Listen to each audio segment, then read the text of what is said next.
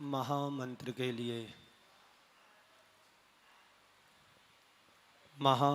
के लिए मानस तैयार करें।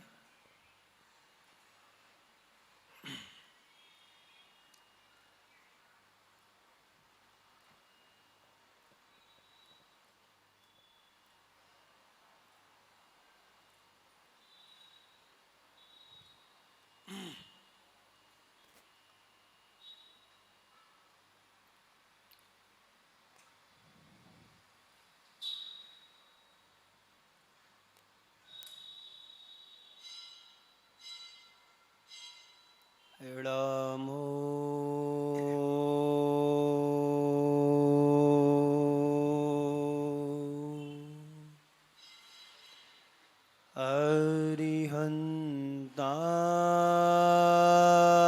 अरिहन्ताणम् नमो अरिहन्ताणम् एड़मो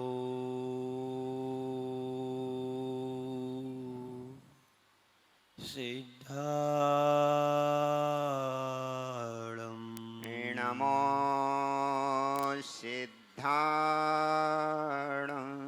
एड़मो आयरियाणम्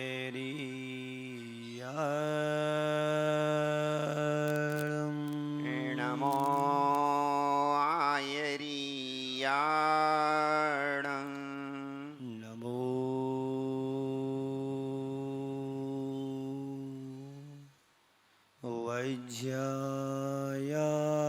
वज्रायाणम् नमो वज्रायाणम् एड़मुलुई सर्विसाहुणम् नमो लोये सव्यसाहुणम् ऐसो पंचणमो यारो ऐसो पंचणमो यारो सब पावपणासिनो सव्यपावपणासिनो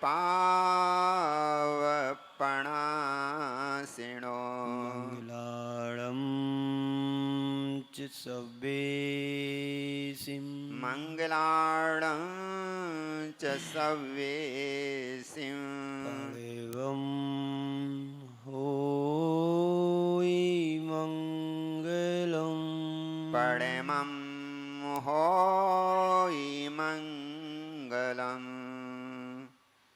बोलिए भगवान महावीर स्वामी की जय जय जय।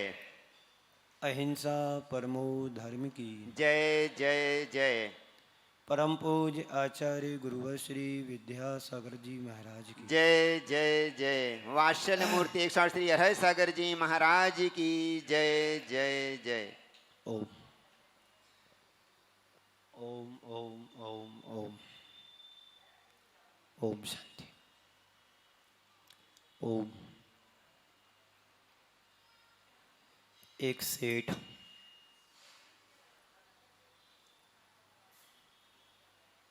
भगवान के चरणों में जाकर के शिकायत कर रहा है। आप लोग सुनते हो क्या कर रहा है?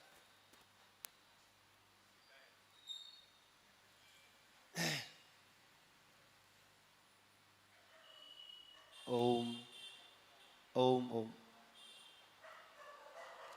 एक सेठ भगवान के चरणों में जाकर के शिकायत कर रहा है कि भगवान मैं आपके चरणों में हर रोज आता हूँ, कि भगवान मैं आपके चरणों में हर रोज आता हूँ, मैं आपकी सेवा भक्ति पूजा पाठ सब कुछ करता हूँ और यहाँ तक कि मैं मंदिर का दरवाजा मैं ही खोलता हूँ। आप मेरे ऊपर कृपा क्यों नहीं करते? हो सकता है यहाँ पर भी बैठे हों दो चार लोग, भगवान की भक्ति करने आते हैं पर शिकायत लेकर के जरूर आते होंगे। ऐसे ही वह सेठ जब भगवान के चरणों में जाता है शिकायत लेकर के, और भगवान से सारी अनुनय विनय कर रहा है, पर शिकायत की भाषा में कर रहा है कि भगवान मैं तुम्हारी इतनी पूजा पाठ भक्ति सेवा शुश्रूषा करता हूं, पर आपकी कृपा मेरे ऊपर क्यों नहीं बरस रही? आपने मेरे लिए संपत्ति तो दी, पर आपने मुझे एक बेटा क्यों नहीं दिया?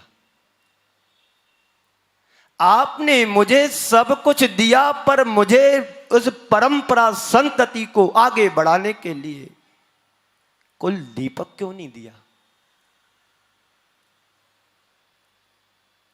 शिकायत करके पूजन पाठ करके वह व्यक्ति चला जाता है। थोड़ी देर बाद एक अंधा भिखारी भगवान के चरणों में आता है, अहो भाव से भर करके आता है, भगवान आपके दरबार तक पहुंच करके मेरा जीवन धन्य हो गया। आपने मुझे सबल पैर दिए, जिन पैरों से चल करके आपके दरबार तक मैं पहुंच पाता हूं, अहो भाग्य है मेरा, धन्य हो गया मैं तो आपके चरणों में आकर के। पर भगवान उससे कहते हैं, देख तेरे पास दो आंखें नहीं है ना, मेरी तू दो आंखें ले लो, कम से कम तू मुझे तो देख पाएगा। चल के आ जाता कोई बात नहीं, तुम्हारे पुण्य और कर्म के उदय से तुम्हें सबल दो पैर मिले हैं, कोई बात नहीं, पर इन दृष्टि से तुम मुझे नहीं देख पाते हो, मुझे इस बात का दुख है। भिखारी कहता है, अंधा भिखारी कहता है, भगवान मुझे तुम्हारी आंखें नहीं चाहिए, मैं तुम्हें नहीं देख पाता हूं इस बात का मुझे गम नहीं, तुम मुझे देख लिए तो इस बात का मुझे सुख है। दोनों व्यक्ति तुम्हारे सामने हैं, एक शिकायत भर करके भगवान के चरणों में पहुंच रहा है और एक अहो भाव से भर करके भगवान की भक्ति कर रहा है। बात समझ में आ रही? बोलो हाँ जी। बस हाँ जी से जुड़े रहो, ना जी नहीं होना चाहिए जीवन में, है ना? हाँ जी, जोर से बोलो, जोर से बोलो। हाँ, आज क्या है? 15 अगस्त।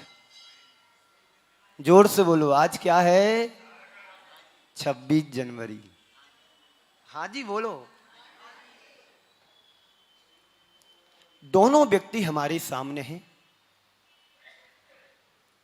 एक शिकायत में जी रहा है, उसके जीवन में सिर्फ शिकायत ही है।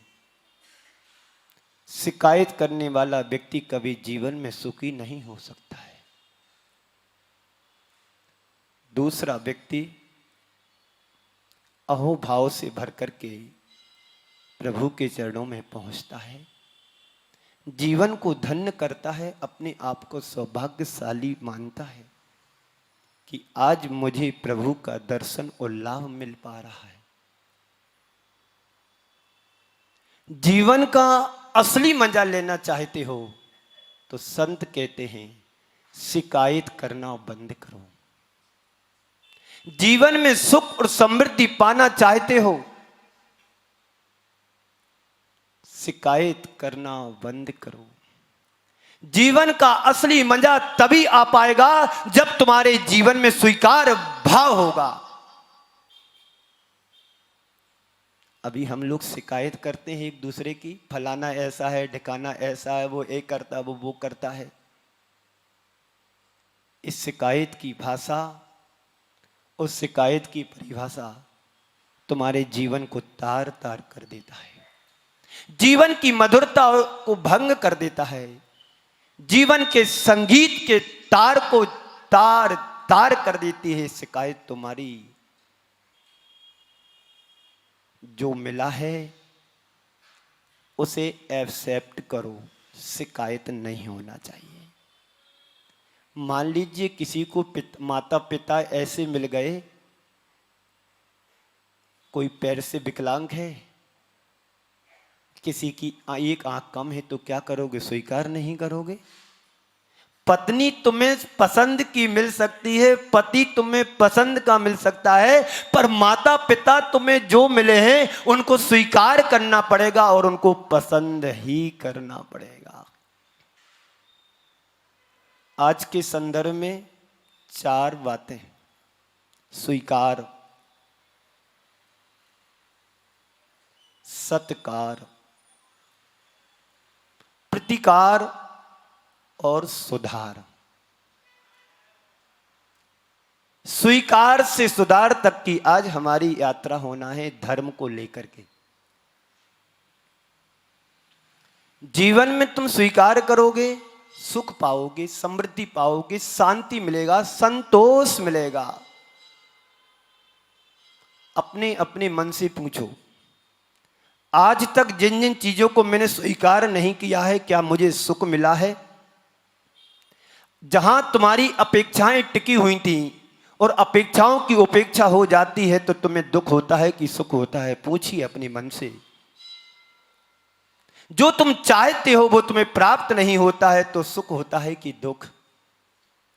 हाँ जी बोलो, दुख होता है ना। अपेक्षाओं की पूर्ति नहीं होती, अपेक्षाकृत तो सुख होता कि दुख होता है? बोलो, दुख होता है।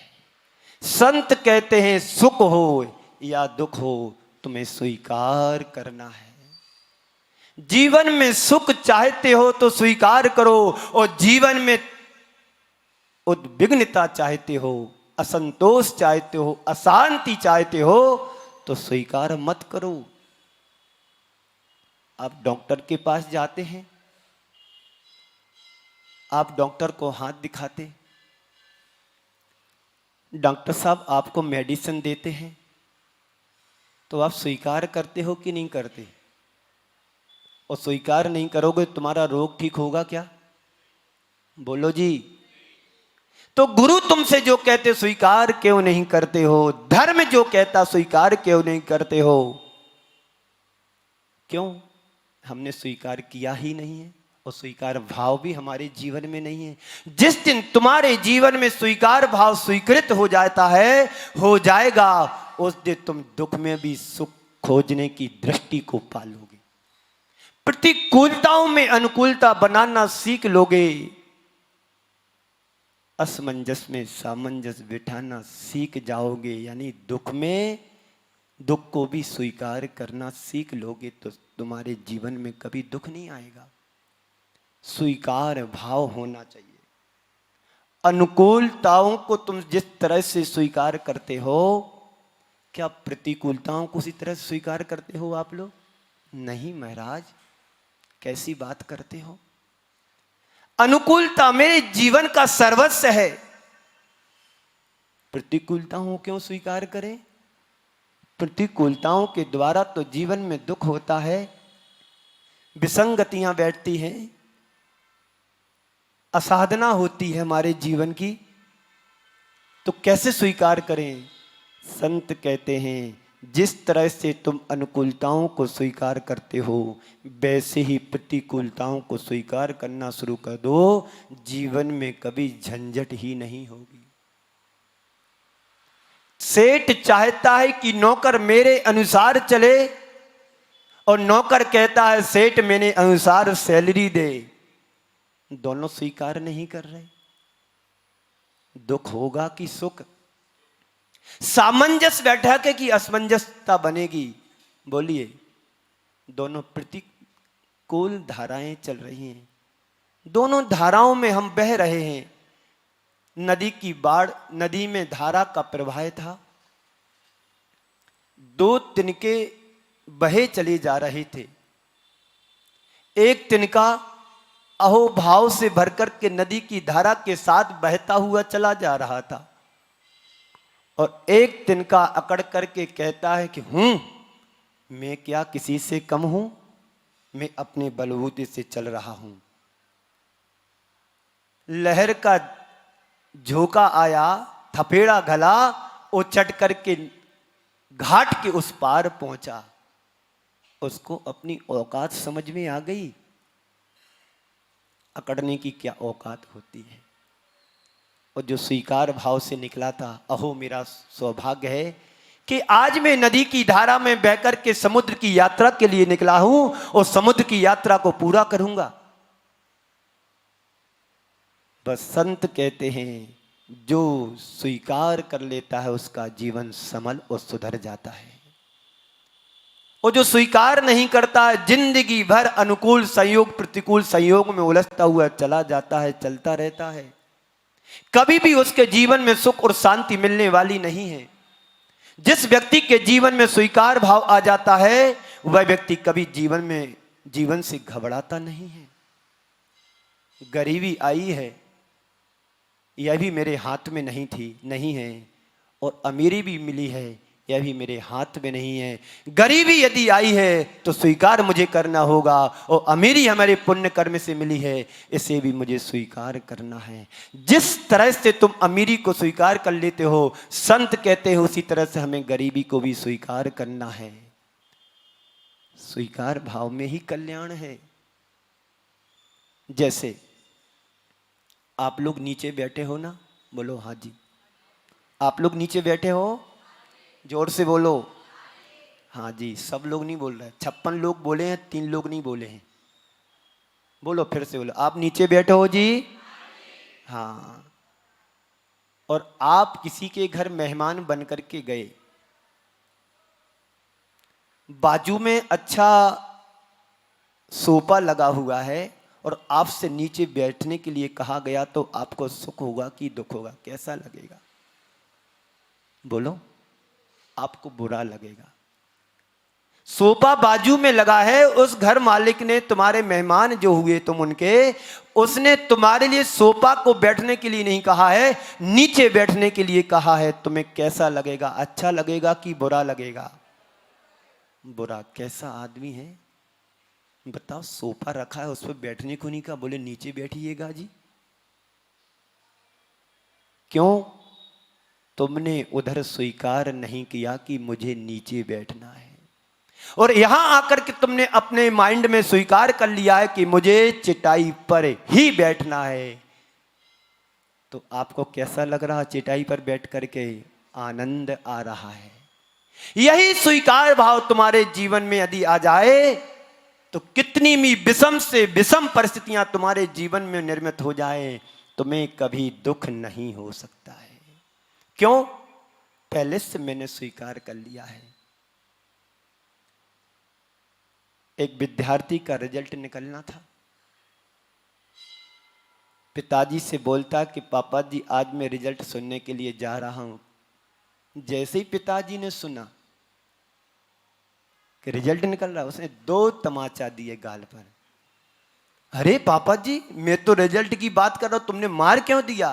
पता है रिजल्ट तुम्हारा क्या निकलना है, इसलिए पहले शाम तक मैं रहूं ना रहूं, इसलिए पहले से ठोक दो।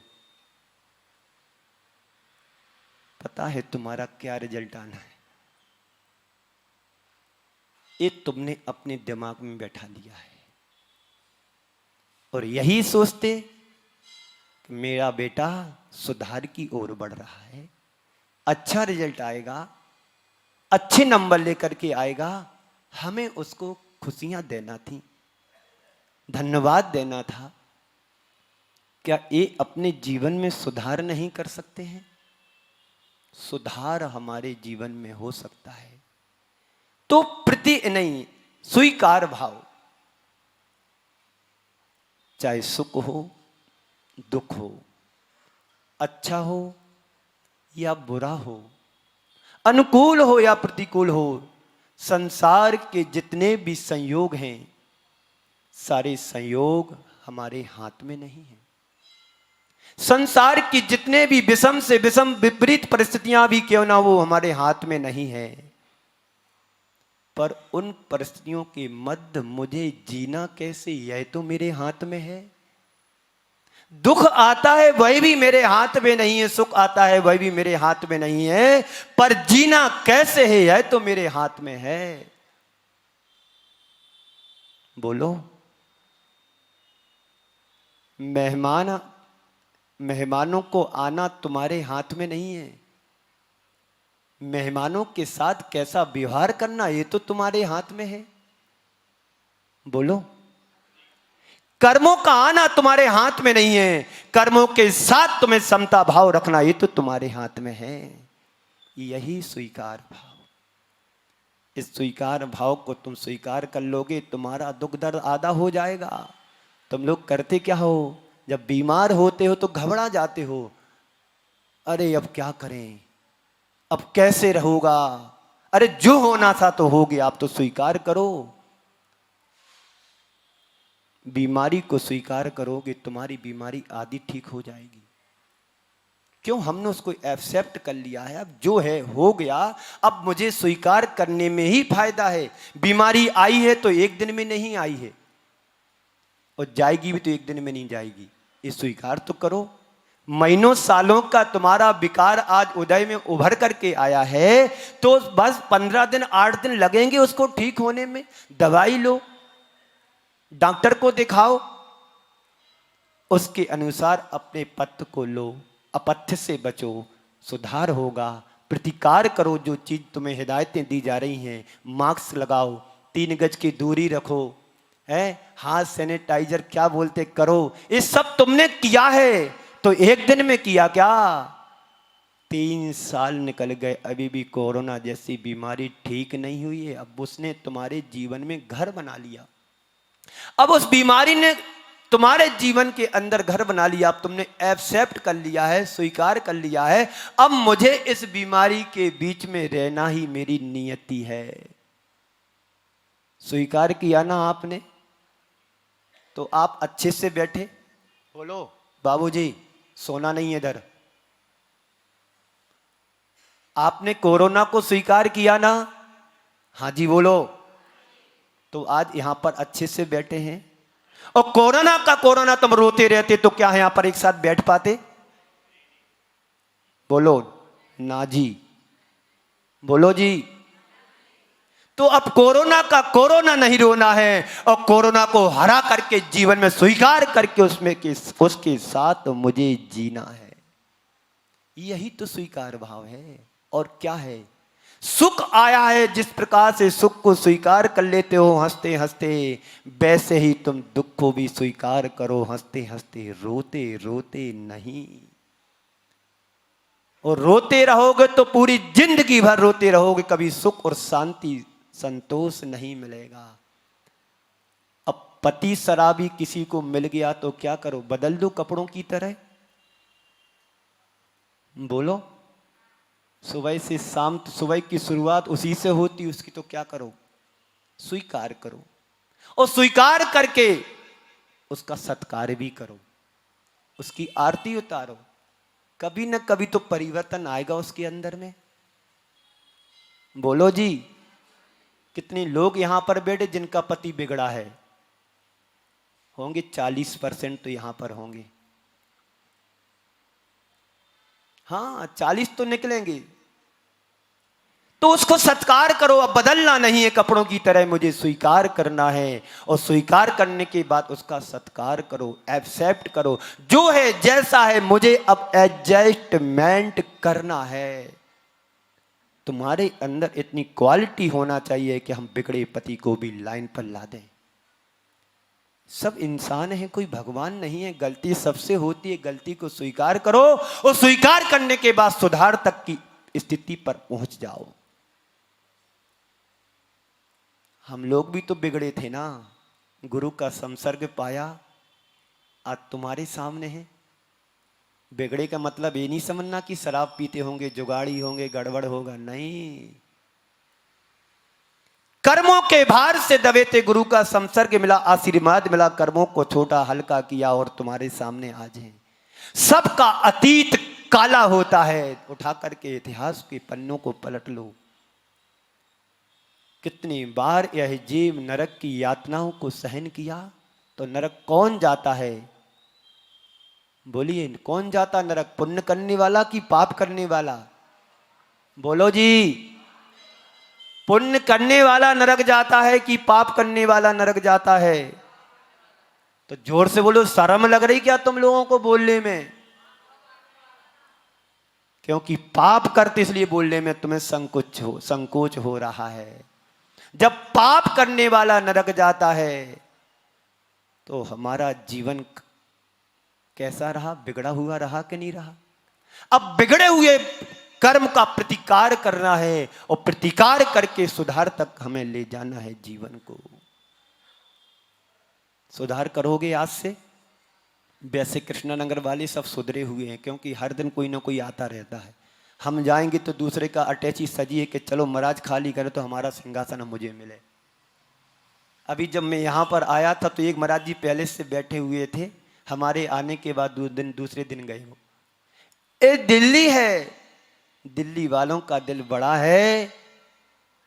कोई ना कोई साधु संतों का आशीर्वाद मिलता रहता है। क्यों लेते आशीर्वाद?